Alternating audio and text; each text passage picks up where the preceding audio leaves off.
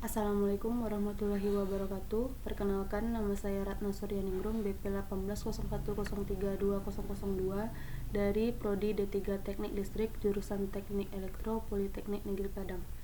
Pada kesempatan kali ini, saya akan menjelaskan materi tentang pengukuran tahanan jenis tanah dari mata kuliah Sistem Proteksi, yang mana tujuannya yaitu melakukan pengukuran tahanan jenis tanah secara benar, menghitung tahanan jenis tanah dari hasil pengukuran, menentukan tahanan jenis tanah untuk setiap lokasi yang berbeda, dan mampu menentukan metode yang akan digunakan di dalam merencanakan sistem pentanahan.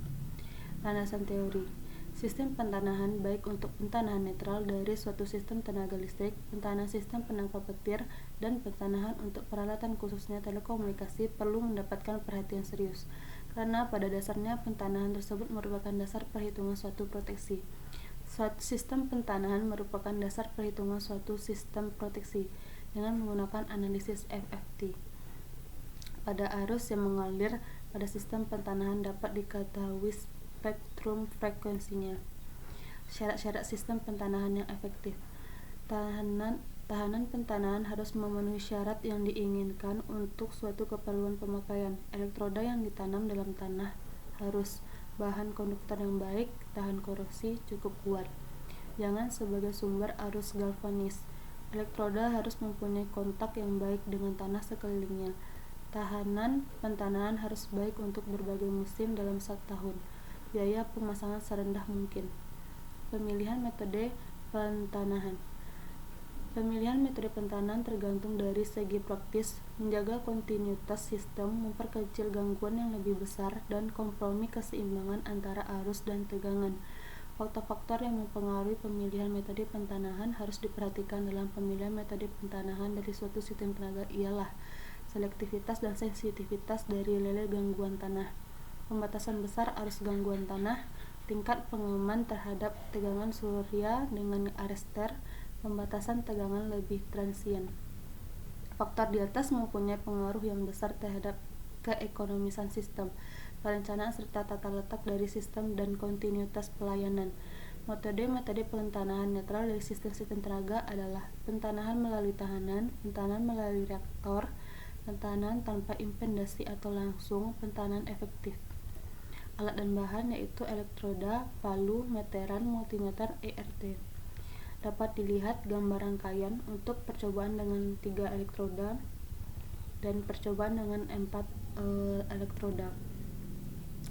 Di sini dapat dilihat tabel pengukuran. Yang tabel pertama yaitu untuk 3 buah elektroda, dan dapat dilihat dari tabel ada hasil pengukuran dan hasil perhitungan. Dan ini yaitu tabel 2 untuk 4 buah elektroda. Selanjutnya yaitu analisa perhitungan. Dari tabel 1 dapat dilihat yang kita cari yaitu arus, tegangan, dan tahanan jenis tanah. Untuk tabel 1 mencari I dengan rumus V per R. Sebagai contoh, untuk jarak 20 cm, I sama dengan V per R, dan di sini V dari untuk jarak 20 cm yaitu 3, dan untuk tahanannya yaitu 3000. Maka I sama dengan V per R, I sama dengan 3 per 3000, didapatkan I 0,001 ampere.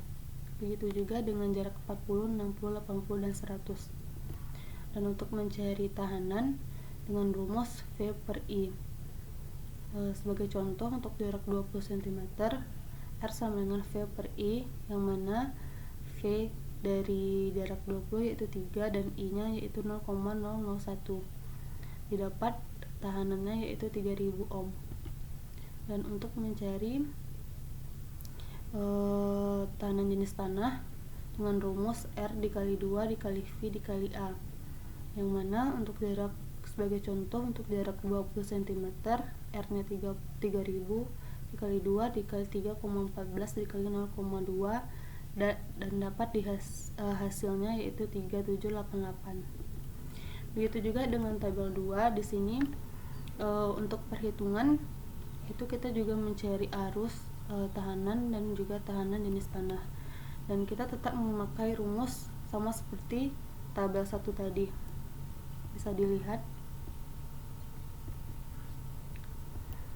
Kesimpulannya yaitu, pentanahan merupakan suatu hal terpenting dalam kelistrikan. Pentanahan selain bertujuan untuk membatasi tegangan antara bagian peralatan juga bertujuan untuk mendapatkan impedasi yang kecil atau rendah.